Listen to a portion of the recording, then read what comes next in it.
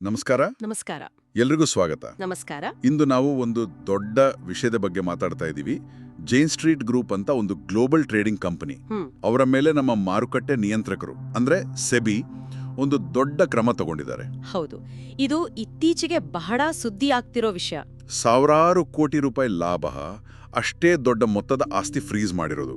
So ಇದು ದಲಾಲ್ ಸ್ಟ್ರೀಟ್ನಲ್ಲಿ ಒಂದು ರೀತಿ ಸಂಚಲನ ಸೃಷ್ಟಿ ಮಾಡಿದೆ. ಖಂಡಿತ. ಏನಿದು ಪ್ರಕರಣ ಅಂತ ಸ್ವಲ್ಪ ಡೀಟೇಲ್ ಆಗಿ ನೋಡೋಣ ಅಲ್ವಾ? ಹೌದಾ, ನೋಡೋಣ. ಮೊದಲಿಗೆ ಕೇಳುಗರಿಗೆ ಸ್ವಲ್ಪ ಈ ಜೈನ್ ಸ್ಟ್ರೀಟ್ ಅಂದ್ರೆ ಯಾರು ಅಂತ ಹೇಳ್ತೀರಾ? ಖಂಡಿತ. ಜೈನ್ ಸ್ಟ್ರೀಟ್ ಇದು 2000ರಲ್ಲಿ ನ್ಯೂಯಾರ್ಕ್ನಲ್ಲಿ ಶುರುವಾದ ಒಂದು ಕಂಪನಿ. ಇವರನ್ನ ಪ್ರೊಪ್ರೈಟರಿ ಟ್ರೇಡಿಂಗ್ ಫರ್ಮ್ ಅಂತಾರೆ. ಪ್ರೊಪ್ರೈಟರಿ ಟ್ರೇಡಿಂಗ್ ಅಂದ್ರೆ ಅವರು ತಮ್ಮ ಸ್ವಂತ ದುಡ್ಡನ್ನೇ ಹಾಕಿ ಟ್ರೇಡ್ ಮಾಡ್ತಾರೆ. ಬೇರೆಯವರ ಅಂದ್ರೆ ಕ್ಲೈಂಟ್ಸ್ ದುಡ್ಡಲ್ಲ. ಓ ಸರಿ ಸರಿ. ಇವತ್ತು ಅವ್ರ ಹತ್ರ 2600ಕ್ಕೂ ಹೆಚ್ಚು ಎಂಪ್ಲಾಯೀಸ್ ಇದ್ದಾರೆ. ಸುಮಾರು 45 ದೇಶಗಳಲ್ಲಿ ಇವರ ಆಪರೇಷನ್ಸ್ ಇದೆ. ದೊಡ್ಡ ನೆಟ್ವರ್ಕ್. ಹೌದು. ಇವರು ಮುಖ್ಯವಾಗಿ ETF ಅಂದ್ರೆ ಎಕ್ಸ್ಚೇಂಜ್ ಟ್ರೇಡೆಡ್ ಫಂಡ್ಸ್ ಮತ್ತೆ ಈ ಕ್ವಾಂಟಿಟೇಟಿವ್ ಅನಾಲಿಸಿಸ್ ಇದೆಯಲ್ಲ, ಗಣಿತ ಸ್ಟ್ಯಾಟಿಸ್ಟಿಕ್ಸ್ ಬಳಸಿ ಟ್ರೇಡ್ ಮಾಡೋದು, ಅದರಲ್ಲಿ ಬಹಳ ಫೇಮಸ್. ಓಕೆ, ದೊಡ್ಡ ಹೆಸರು, ಅಡ್ವಾನ್ಸ್ ಟೆಕ್ನಾಲಜಿ ಎಲ್ಲ ಇದೆ. ಹಾಗಾದ್ರೆ ಸೆಬಿ ಇವರ ಮೇಲೆ ಹಿತ್ತಿರೋ ಆರೋಪ ಆದ್ರೂ ಏನು? ಮುಖ್ಯವಾದ ಆರೋಪ ತುಂಬಾ ಗಂಭೀರವಾದದ್ದು. ಭಾರತದ ಷೇರು ಮಾರುಕಟ್ಟೆಯನ್ನ ವ್ಯವಸ್ಥಿತವಾಗಿ ತಿರುಚಿದ್ದಾರೆ ಅಂತ. ಮಾರ್ಕೆಟ್ ಮ್ಯಾನಿಪ್ಯುಲೇಷನ್ ಅಂದ್ರೆ ಷೇರುಗಳ ಬೆಲೆ, ಇಂಡೆಕ್ಸ್ಗಳ ಬೆಲೆಯನ್ನ ಕೃತಕವಾಗಿ ಅಂದ್ರೆ ಆರ್ಟಿಫಿಷಿಯಲ್ ಆಗಿ ಏರಿಸಿ ಇಳಿಸಿ ಲಾಭ ಮಾಡ್ಕೊಂಡಿದ್ದಾರೆ ಅಂತ. ಇದು ಹೇಗೆ ಸಾಧ್ಯ? ಅಲ್ಲ, ಅದ್ರಲ್ಲೊಂದು ವಿಚಿತ್ರವಾದ ಅಂಶ ಇದೆ. ಸೆಬಿ ಹೇಳೋ ಪ್ರಕಾರ ಇವರು ಉದ್ದೇಶಪೂರ್ವಕವಾಗಿ ಕ್ಯಾಶ್ ಮಾರ್ಕೆಟ್ ಅಲ್ಲಿ ಮತ್ತೆ ಫ್ಯೂಚರ್ಸ್ ಮಾರ್ಕೆಟ್ ಅಲ್ಲಿ ನಷ್ಟ ಮಾಡ್ಕೊಂಡಿದ್ದಾರೆ. ನಷ್ಟನಾ? ಯಾಕೆ? ಸುಮಾರು 7687 ಕೋಟಿ ರೂಪಾಯಿ ನಷ್ಟ. ಆದರೆ ಈ ನಷ್ಟವನ್ನೇ ಅಸ್ತ್ರವಾಗಿ ಬಳಸಿ ಇನ್ನೊಂದು ಕಡೆ ಅಂದ್ರೆ ಇಂಡೆಕ್ಸ್ ಆಪ್ಷನ್ಸ್ ಅಲ್ಲಿ ಬರೋಬ್ಬರಿ 43,889 ಕೋಟಿ ರೂಪಾಯಿ ಲಾಭ ಗಳಿಸಿದ್ದಾರೆ. ಏನ್ ಹೇಳ್ತಿದ್ದೀರಿ? ನಷ್ಟ ಮಾಡಿಕೊಂಡು ಲಾಭ ಮಾಡೋದಾ? ಇದು ನಂಬೋ ಕಷ್ಟ ಆಗ್ತಿದೆಯಲ್ಲ. ಸ್ವಲ್ಪ ವಿವರಿಸಿ, ಹೇಗ್ ಮಾಡಿದ್ರು ಇದನ್ನ? ಹೌದು, ಕೇಳೋಕೆ ವಿಚಿತ್ರ ಅನ್ಸುತ್ತೆ. ಸೆಬಿ ಅವರ ತನಿಖೆಯಲ್ಲಿ ಕಂಡುಕೊಂಡ ಪ್ರಕಾರ ಇವರು ಒಂದು ನಿರ್ದಿಷ್ಟವಾದ ಗೇಮ್ ಪ್ಲಾನ್ ಫಾಲೋ ಮಾಡ್ತಿದ್ರು. ವಿಶೇಷವಾಗಿ ಈ ಇಂಡೆಕ್ಸ್ ಕಾಂಟ್ರಾಕ್ಟ್ಸ್ ಎಕ್ಸ್ಪೈರಿ ಆಗೋ ದಿನಗಳಲ್ಲಿ. ಎಕ್ಸ್ಪೈರಿ ದಿನಗಳಂದು? ಸರಿ. ಹೇಗಂದ್ರೆ ಬೆಳಿಗ್ಗೆ ಮಾರ್ಕೆಟ್ ಶುರುವಾದಾಗ ನಿಫ್ಟಿ ಬ್ಯಾಂಕ್ ಇದೆಯಲ್ಲ, ಅದರ ಮುಖ್ಯ ಷೇರುಗಳನ್ನ ಮತ್ತೆ ನಿಫ್ಟಿ ಬ್ಯಾಂಕ್ ಫ್ಯೂಚರ್ಸ್ ಅನ್ನ ದೊಡ್ಡ ಪ್ರಮಾಣದಲ್ಲಿ ಬೈ ಮಾಡ್ತಿದ್ರು. ಓಕೆ, ಸೊ ಡಿಮ್ಯಾಂಡ್ ಕ್ರಿಯೇಟ್ ಮಾಡಿ ಇಂಡೆಕ್ಸ್ ಮೇಲೆ ಹೋಗೋ ಹಾಗೆ ಮಾಡ್ತಿದ್ರು. ಕರೆಕ್ಟ್. ಆರ್ಟಿಫಿಷಿಯಲ್ ಆಗಿ ಇಂಡೆಕ್ಸ್ ಅನ್ನ ಮೇಲೆ ತಳ್ಳೋದು, ಇದು ಸ್ಟೆಪ್ 1. ಆಮೇಲೆ ಅದೇ ಟೈಮಲ್ಲಿ ಆಪ್ಷನ್ಸ್ ಮಾರ್ಕೆಟ್ಗೆ ಹೋಗಿ ದೊಡ್ಡ ಪ್ರಮಾಣದಲ್ಲಿ ಬೇರಿಶ್ ಪೊಸಿಷನ್ ತಗೊಳ್ತಿದ್ರು. ಅಂದ್ರೆ ಮಾರುಕಟ್ಟೆ ಕೆಳಗೆ ಬೀಳುತ್ತೆ ಅಂತ ಬೆಟ್ ಕಟ್ಟೋ ತರ. ಬೇರಿಶ್ ಪೊಸಿಷನ್ ಅಂದ್ರೆ ಪುಟ್ ಆಪ್ಷನ್ ಕೊಡೋದಾ? ಹೌದು, ಪುಟ್ ಆಪ್ಷನ್ ಕೊಳ್ಳೋದು ಅಥವಾ ಕಾಲ್ ಆಪ್ಷನ್ ಮಾರೋದು. ಇವೆರಡೂ ಮಾಡಿದ್ರೆ ಇಂಡೆಕ್ಸ್ ಕೆಳಗೆ ಬಿದ್ರೆ ಇವ್ರಿಗೆ ಲಾಭ ಆಗುತ್ತೆ. ಸರಿ. ಬೆಳಿಗ್ಗೆ ಇಂಡೆಕ್ಸ್ ಏರಿಸಿದ್ರು, ಅದೇ ಟೈಮಲ್ಲಿ ಇಂಡೆಕ್ಸ್ ಇಳಿಯುತ್ತೆ ಅಂತ ಆಪ್ಷನ್ಸ್ ಅಲ್ಲಿ ಬೆಟ್ ಕಟ್ಟಿದ್ರು. ಆಮೇಲೆ ದಿನದ ಕೊನೆಯಲ್ಲಿ ಅಂದ್ರೆ ಮಧ್ಯಾಹ್ನ ಅಥವಾ ಸಂಜೆ ಹೊತ್ತಿಗೆ ಬೆಳಿಗ್ಗೆ ಕೊಂಡಿದ್ದರೆಲ್ಲ ಷೇರುಗಳು, ಫ್ಯೂಚರ್ಸ್, ಅದನ್ನೆಲ್ಲ ಕೆಲವೊಮ್ಮೆ ಅದಕ್ಕಿಂತ ಜಾಸ್ತಿನೇ ಏಕ್ದಮ್ ಆಕ್ರಮಣಕಾರಿಯಾಗಿ ಮಾರಿಬಿಡ್ತಿದ್ರು. ಓ ಗಾಡ್! ಅಂದ್ರೆ ಸಡನ್ ಆಗಿ ಸಪ್ಲೈ ಜಾಸ್ತಿ ಮಾಡಿ ಇಂಡೆಕ್ಸ್ ಕ್ರ್ಯಾಶ್ ಆಗೋ ಹಾಗೆ ಮಾಡ್ತಿದ್ರು. ನಿಖರವಾಗಿ ಇಂಡೆಕ್ಸ್ ಪಟಾಪಟ ಅಂತ ಕೆಳಗೆ ಬೀಳೋಕ್ ಶುರು ಆಗುತ್ತೆ. ಆಗೇನಾಗುತ್ತೆ? ಅವರ ಆಪ್ಷನ್ಸ್ ಪೊಸಿಷನ್ಗೆ ಲಾಭ. ಎಕ್ಸಾಕ್ಟ್ಲಿ. ಅವರ ತಗೊಂಡಿದ್ದ ಪುಟ್ ಆಪ್ಷನ್ಗಳ ಬೆಲೆ ರಾಕೆಟ್ ತರ ಮೇಲೆ ಹೋಗುತ್ತೆ. ಕಾಲ್ ಆಪ್ಷನ್ ಮಾರಿದ್ರಿಂದಲೂ ಲಾಭ.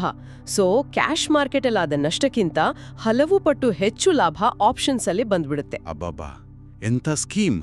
ಇದಕ್ಕೋಸ್ಕರ ಯಾವ್ಯಾವ ಷೇರುಗಳನ್ನ ಬಳಸಿದ್ರು ಅಂತ ಏನಾದ್ರೂ ಮಾಹಿತಿ ಇದೆಯಾ?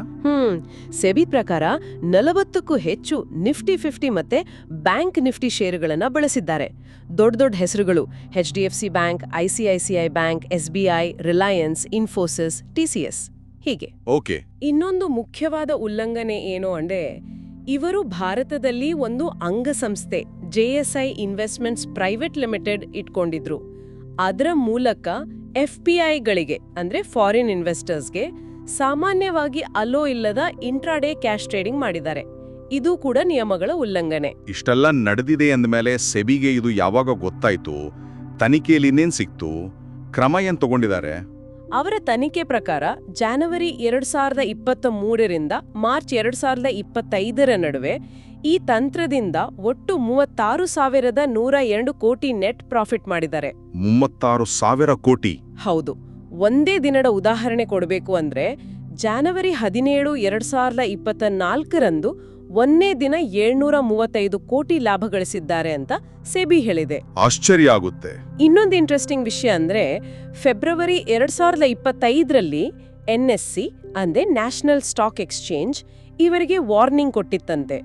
ಆದರೂ ಇವರು ಮೇ 2025ರಲ್ಲೂ ಇದೇ ಪ್ಯಾಟರ್ನ್ ಮುಂದುವರಿಸಿದ್ದಾರೆ ಅಂತ ಸೆಬಿ ತನ್ನ ಆದೇಶದಲ್ಲಿ ಹೇಳಿದೆ. ವಾರ್ನಿಂಗ್ ಕೊಟ್ಟು ಮೇಲೂನಾ? ಹೌದು.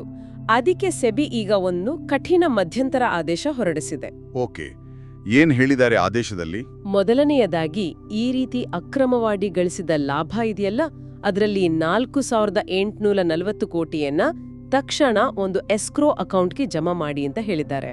ಅಂದ್ರೆ ಆ ದುಡ್ಡನ್ನ ಸದ್ಯಕ್ಕೆ ಮುಟ್ಟೋ ಹಾಗೆ ಇಲ್ಲ. ಹೌದು. ಅದಲ್ಲದೆ ಜೇನ್ ಸ್ಟ್ರೀಟ್ಗೆ ಸಂಬಂಧಪಟ್ಟ 4 ಸಂಸ್ಥೆಗಳನ್ನ ಭಾರತೀಯ ಶೇರ್ ಮಾರುಕಟ್ಟೆಯಿಂದ ಸಂಪೂರ್ಣವಾಗಿ ಬ್ಯಾನ್ ಮಾಡಿದ್ದಾರೆ. ಬ್ಯಾನ್? ಸಂಪೂರ್ಣ ನಿಷೇಧ. ಜೊತೆಗೆ ಅವರ ಬ್ಯಾಂಕ್ ಅಕೌಂಟ್ಸ್, ಡಿಮ್ಯಾಟ್ ಅಕೌಂಟ್ಸ್ ಎಲ್ಲವನ್ನು ಫ್ರೀಸ್ ಮಾಡಿದ್ದಾರೆ. ಇದು ನಿಜಕ್ಕೂ ಬಹಳ ದೊಡ್ಡ ಕ್ರಮ. ವಿದೇಶಿ ಸಂಸ್ಥೆಯ ಮೇಲೆ ಇಷ್ಟು ದೊಡ್ಡ ಮಟ್ಟದಲ್ಲಿ ಕ್ರಮ ಆಗಿರೋದು ಅಪರೂಪ ಅಲ್ವಾ? ಹೌದು, ಖಂಡಿತವಾಗಿಯೂ ಇದು ಸೆಬಿ ತೆಗೆದುಕೊಂಡ ಅತ್ಯಂತ ದೊಡ್ಡ ಕ್ರಮಗಳಲ್ಲಿ ಒಂದು, ವಿಶೇಷವಾಗಿ ಒಂದು ಫಾರಿನ್ ಇನ್ಸ್ಟಿಟ್ಯೂಷನ್ ಮೇಲೆ. ಹಾಗಾದ್ರೆ ಈ ಪ್ರಕರಣದ ಒಟ್ಟಾರೆ ಮಹತ್ವ ಏನು? ಇದರಿಂದ ಮಾರುಕಟ್ಟೆಗೆ, ಬೇರೆ ಹೂಡಿಕೆದಾರರಿಗೆ ಏನ್ ಸಂದೇಶ ಹೋಗುತ್ತೆ? ಮೊದಲನೆಯದಾಗಿ ಇದು ಸೆಬಿಯ ಕಣ್ಗಾವಲು ಸಾಮರ್ಥ್ಯ, ಸರ್ವೇಲೆನ್ಸ್ ಕೇಪಬಿಲಿಟಿ ಎಷ್ಟು ಸ್ಟ್ರಾಂಗ್ ಆಗಿದೆ ಅನ್ನೋದನ್ನ ತೋರಿಸುತ್ತೆ. ಇಂಥ ಸಂಕೀರ್ಣವಾದ ತಂತ್ರಗಳನ್ನ ಪತ್ತೆ ಹಚ್ಚಿ ಕ್ರಮ ತಗೊಂಡಿದ್ದಾರೆ. ಅದು ಪಾಸಿಟಿವ್ ಸೈನ್. ಹೌದು.